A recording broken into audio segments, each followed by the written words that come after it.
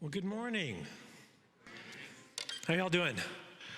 That was awesome to watch, just to see how we gather here and we're serving God here, but it's actually the effect of this church is reaching around the world, and it's just awesome to watch. So I'm Chris McCooeye. I'm usually up here with a guitar or a keyboard or something like that, but I dabble in preaching as well. So I just want once again to thank the leadership of the church. It's such a trust to give me the mic to stand up here and speak into people's spiritual lives, and so I take that with reverence, and I believe that the Lord has things to say to us this morning. So we have been going through Genesis. I'm going to keep on doing that. I'm actually going to start off way on the other end of the Bible, Hebrews 11, so you can have a look at that. It's going to go up on the screen here. So my goal is, I'm going to read this passage and then we'll jump right in. So we got that? Okay. Hebrews 11:8. By faith, Abraham obeyed when he was called to go out to a place that he was to receive as an inheritance. And he went out, not knowing where he was going. By faith, he went to live in the land of promise, as in a foreign land, living in tents with Isaac and Jacob, heirs with him of the same promise. For he was looking forward to the city that has foundations, whose designer and builder is God. So what we know now, we've been looking at the life of Abraham to an extent, and if you look in Romans 4, it says that he's the father of us all, or the father of our faith. And that, in a sense, that's true in that he was the first one who really showed us this life of faith, the life of living. It says that Abraham believed God, and it was given to him as if it was righteousness. And we identify with that as Christians, but it really started off with Abraham. And much of what we know about our faith started off with Abraham. And because of that, it's totally worth the time and the effort to go back and look at it and say, okay, so what's in my DNA, right? Spiritually speaking, what's in my spiritual makeup? And if you look at this passage, what you see as the expression of his faith is that he spent his time living in a tent, which is really an odd sort of expression of faith. And that's actually what I titled this sermon, living in a tent. And so what I'm going to do is I'm going to pull out three main things that I see in this passage or in the life of Abraham that speak to that life of faith. And first of all, it'll be that the life of faith is like living in a tent, and that you're on the move waiting for the next command from God. You're somewhat temporary here as you're going on something that's more important, a mission and a goal and a hope of something. So there's a temporary nature, and that's why it's symbolized by living in a tent. Next, I'll look at how, there's a sacrificial and sort of putting your comfort aside to the life of faith, but it's in the context of receiving hope and purpose and blessing and a connection with God. And so it's not really, sacrifice then isn't really about the loss of something, but it's about not being able to pass up a good deal. And I'll get into that a little bit more. And then also this sacrificial, on the move kind of life is fueled by the belief that God is going to do the heavy lifting. That God's going to do the impossible, or in this case, the inconceivable. And before I get into really outlining how those 3 points work, I'm just going to go back to Genesis 12, which is, you might want to call it like the London Heathrow Airport passage, in that it's connected absolutely everywhere in the Bible. Genesis 12, 1-3. It's just it's really a dense passage that reaches everywhere in the Bible. And so this is actually the time when Abraham was sent out to go live in a tent. And so we're going to have a look at Genesis 12, 1-3. The Lord had said to Abraham, "Go from your country, your people, and your father's household to the land that I will show you. I will make you a great nation, and I will bless you, and I will make your name great, and you will be a blessing, and I will bless those who bless you, and whoever curses you, I will curse, and all the peoples of the earth will be blessed through you." So we've gone through this, looked at it in a few ways. I'm just going to bring out the points that I think are applicable to the points I just shared here. First of all, he says, get on the move. Go. You separate from the family and valuable friendships, destination unknown. Start moving without knowing the next step. So in this case, obedience looks like it's contrary to wise planning, right? Normally, this is not how you do things wisely. You just kind of, we're told in the Bible, count the cost, make sure you got your plan. It doesn't sound like Proverbs here, does it? And that's okay, because it's not like God is sitting somewhere telling somebody to go, to just leave. He's saying, I'm coming with you. That's inherent in this passage. And so it's okay because he's going to be driving. Right? So he says, to the land I will show you. That's a promise that he's going to speak again. And this is really new for Abraham. Abraham, what we know about him is that his father was Terach, or however you say it. He was, in Joshua 24, refers to him as an idolater. Jewish tradition, if you look at some of the midrashes, no, that's not a medical term. Midrash is just the rabbinical commentaries. If you look at some of those midrashes, there's one you can see in Wikipedia that talks about Abraham and the idol shop. It's really quite a fascinating read if you ever want to read it. It's history or tradition will tell us that Abraham's father was an idol maker. We don't really know that for sure, but we do know that he was an idolater. He worshipped idols of some sort, possibly made them by his hands, and this is a real change for Abraham. If that was his view of what a God was, and now he's heading out, destination unknown, following God on a promise, something happened in this encounter with God. This guy's mind, his worldview was flipped upside down. So this was a real meeting with God, and that's why you can see such a radical action on his part. Something happened here. He was shocked. For one, he had idols. I'll just say the beginning of that Abram in the idol shop. This is probably fictional, but it gives an idea of what his view of gods would be like. He's like the story says that he's working in his father's idol shop, and ding ding, a guy walks in and says, "Yeah, I'd like to buy an idol, please." And he's manning the till that day. Abraham's he's at the counter and says, "Oh, okay, well, hold on. How old are you?" asks the customer. "I'm 50. You're 50 years old and you want to buy an idol from me that was made yesterday and you're going to go worship it?" And the guy walks out, right? So there's this sense of an idol. Really, what is it? There's nothing there. It was these things that are made by man's hand. They're really nothing. And now he's going to follow this voice from a God who's telling him to go and trust him with everything. Leave the family behind. Leave his inheritance that he had probably. And this trust thing it's just astounding to see. So. If we can look at verse 2 there. Can we just go back to put that back up on the screen? Yeah. God's plan was to make a nation through him. So this is new. What we know up to this point, we had seen a line of those who called on the Lord, the line of Seth, but really not a people up until this point. This is a new concept that in the Bible, we've gone, from Genesis 1 to 11, God's dealing with the world as a whole, plus a few individuals, Noah, or, the people at the Tower of Babel. But now he's going to make a nation for himself, a people. What's the point? What's he doing? If you look ahead into Exodus 19, we're not going to go there right now, but just believe me. Exodus 19 is a few hundred years after this, is about 500 years or so, when he has fulfilled the promise of making him a vast number of people, but they're not a nation yet. They're still God is pulling them out of Egypt.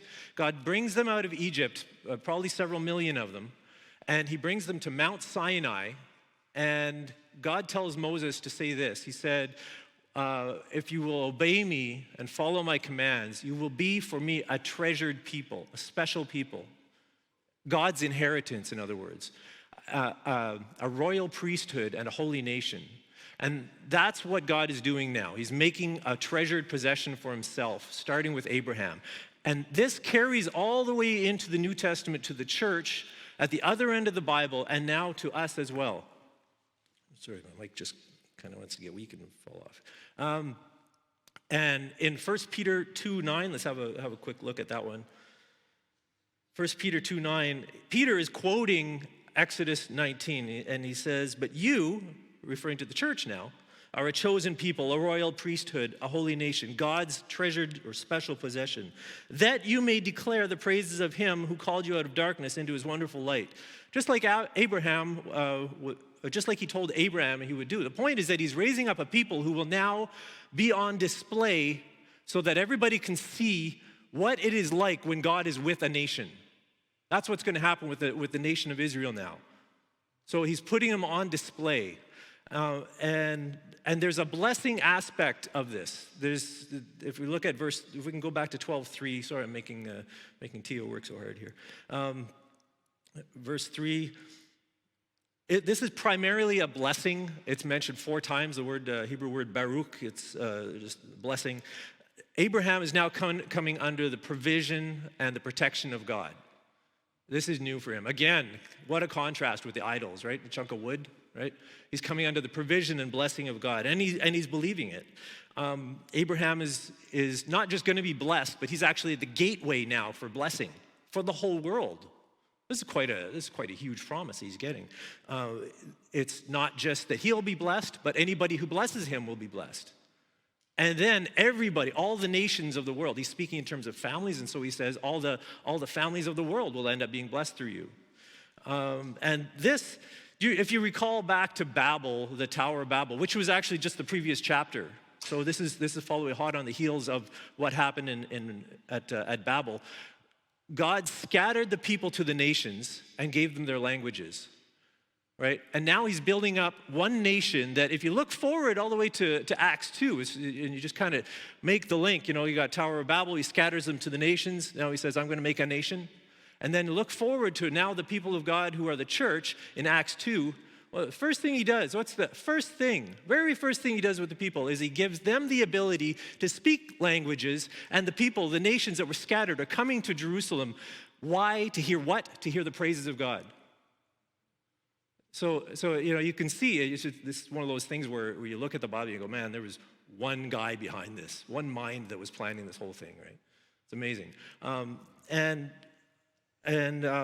What Abraham is also receiving here is there's an understanding that the blessing is not just for him, the blessing is a mission.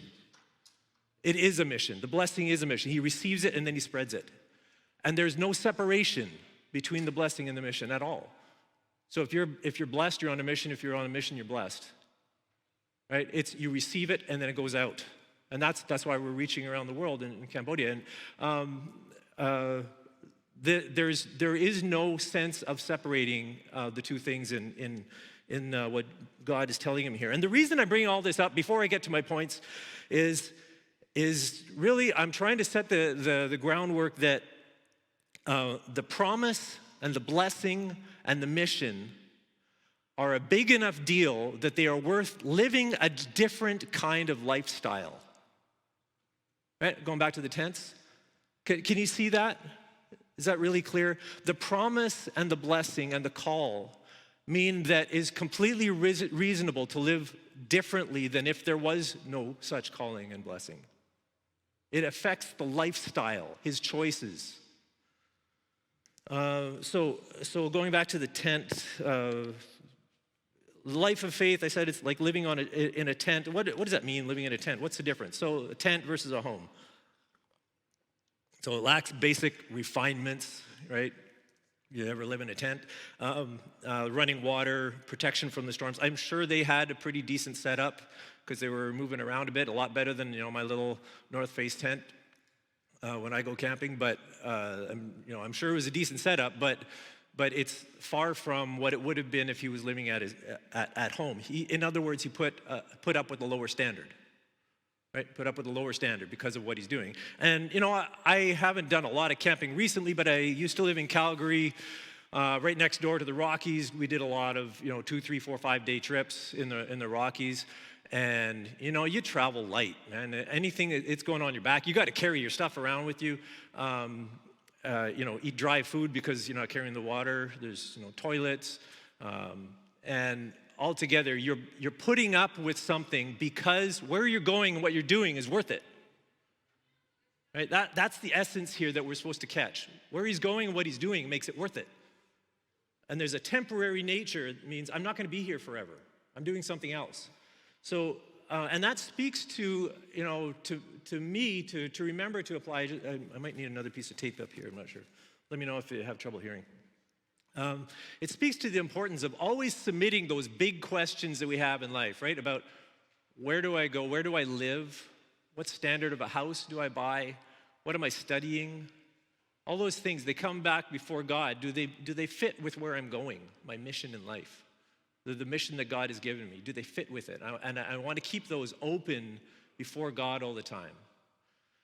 Because there's something that is so important that it is worth me living a different kind of lifestyle in order to keep on the mission.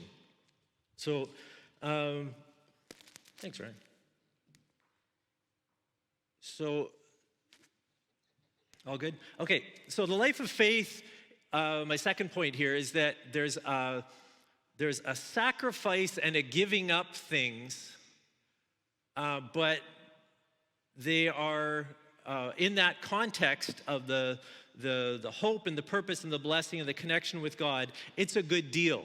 And the reason I'm saying this is because I know that sacrifice is a word that really means, it brings this connotation of loss, right?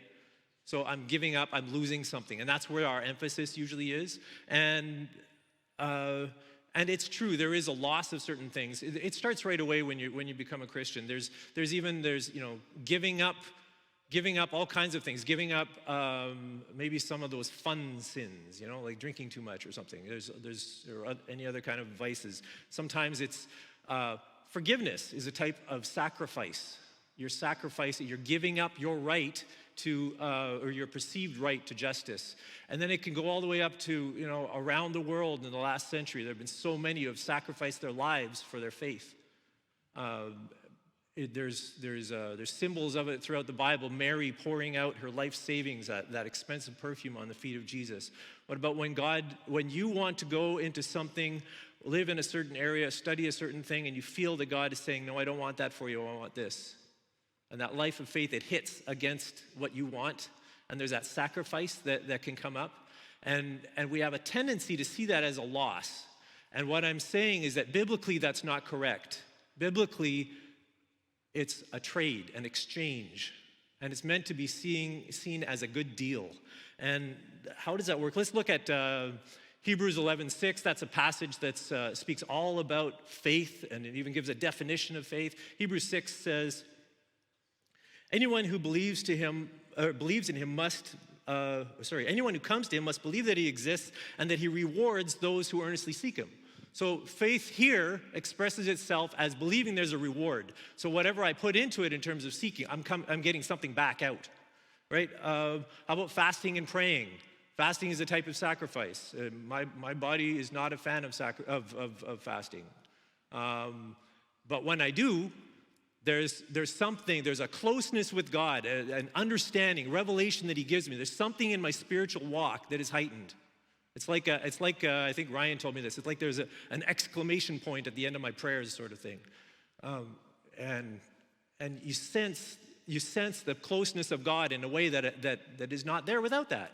In other words, there's a deal. God said that, or Jesus, when he told his disciples, look, when you pray or when you fast, the same command, you do this in secret, and the God who sees you in secret will reward you. Why are you doing this? Because He'll reward you.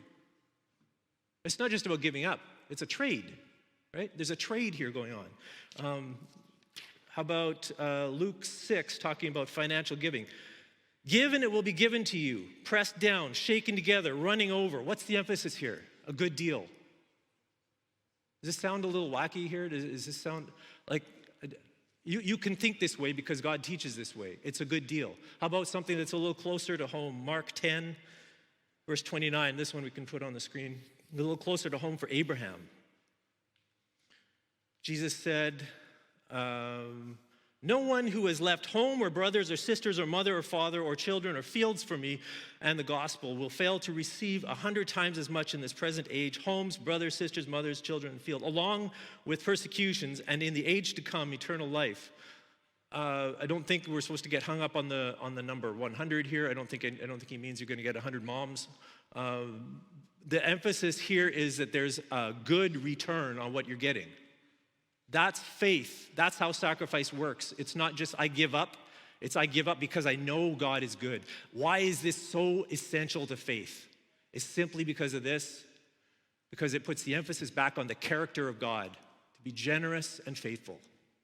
God is generous and faithful. That's where the emphasis goes when we're in the context of sacrifice. So, and I'm going to move to my last point here. How am I doing for time? Not bad, actually. What's that? Good, all right. So, this on-the-move sacrificial life of faith is fueled by the belief that God is able to do the heavy lifting. So how does that work? Well, if you look at Genesis 11, there's this amazing passage where it describes Abraham and Sarah, and all what you're given is, Abraham, his father was Terah, his brother was Haran, who died. But right away, the first thing you know about Abraham is that his wife is barren. And it's setting it up. It's setting it up because this is going to be something that's impossible for Abraham to deal with. Right? So the heavy lifting here, God's coming on the scene and he's saying, yeah, I'm going to make you into a great nation. And Abraham is thinking, you're going to what? Right? And it's challenging everything he knows. It's like, well, hold on a second. Like, did you meet my wife? This is a real challenge for faith. And we know it was a wrestle for him. The rest of his days, we know that there was the thing with Hagar and all. This is a challenge for him. And the call is still, hold on to that belief that God can do the heavy lifting. That's the life of faith. That's why we're out here. It doesn't make any sense to get out there, do your sacrifices, or do your living for God, you're putting up with living in a tent, and not go that last mile and say, but I believe that you're going to come through for me. Right? That's part of this life of faith. You're out there because he's going to. Without that, there was no nation. There was no reason to be anywhere. How was he ever going to get into the promised land without a people? This is the key. It's the element that is missing. It's the element that he has zero control over. If you look at the study on barrenness a little bit, just start off with the patriarchs, Abraham, Isaac, and Jacob. They were all married to wives who couldn't have children. And the story goes that in each one of those, God intervened and then carried the promise through them. It happens elsewhere in the Bible. You've got Isaac, Jacob, Samuel, Samson for you millennials, that's not a cell phone name, that's a big tough guy. John the Baptist, even Jesus, it's not that his mother was barren, it's that, we'll cover that next month, I promise. That story will get covered very well next month. But God had to intervene for Jesus to be born. And this idea of God having to intervene or else the big thing is not going to happen now becomes an essential part of the life of faith. And what is the point here for Abraham? Well, like I say, there's Abraham, Isaac, and Jacob. All three of them were married to women who couldn't have children. Well, there's a point when you see repetition like that in a story, and it's highlighted. When you see God making a point, 1, 2, 3 in a row, unable, and yet God. The whole point is that the story has to pass through them. That the seed has to continue through them. You're supposed to go, wait a second, what's going on here? God's making a point. The point is that the people of God are born of the power of God, right? The people of God are born of the power of God. And this is so important for me to keep in mind when I'm doing evangelism, when we're going on our prayer walks, when I'm praying for family members, praying for people at my work. If anybody is going to receive that second birth, if anybody is going to have spiritual life given to them, it is by the power of God and not my efforts. I'll walk in obedience, I'll do the thing he wants me to do, but I'm not doing any of this. The heavy lifting is him. And you see this story later on in Rachel, who is the wife of Abraham's grandson, Jacob, whose name will end up being changed to Israel that's where we get the name of the nation. Rachel in Genesis 30, she comes up to her husband, and she's had it. She is so done with this not being able to have kids. Right? That was a major deal in that culture. It was a major deal in the family, and it's a major deal knowing, look, I'm supposed to carry this line through. And she's had it, and she comes up to him and says, give me children or I die, right? This is very emotional plea from her. And Jacob, a little less, perhaps lacking sensitivity, but he was right. He goes, look, am I in the place of God? This is God's work. He's the one who's going to open up the womb. And I'm sure that didn't help her emotions at that point, but the fact is, later on, in that same chapter, there's this kind of touching verse where it says that God remembered Rachel, and he answered her and opened her womb, and then gave, her son was Joseph, who saved them all from the famine later on. But that answered what? That cry, that intense, desperate cry of, Lord, would you please move, do this thing that I can't do. That was the cry that he answered eventually. He heard it. That's such an encouragement for me as I'm praying for, as I was going through this, I'm feeling God putting on my mind. There was people who I used to pray for with a lot of faith that they would come, they would turn and God to do salvation and give them spiritual life, and kind of dropped it and because that's just too hard. No, it's not hard. It's impossible. Right? Spiritual life is impossible. That's why it goes on God. The impossible stuff, that goes on God. And that's a reminder for me to go back and saying, Lord, you are able to do this because you are God. You are powerful. So I'm going to end there, and we're going to go to quick Q&A. So, Lord, I pray that you would just make this real to us, Lord, that you are the powerful and awesome God. You've put us on a good mission for your glory. I pray, God, that you would make this you would challenge our hearts to rise up and believe you again. Amen.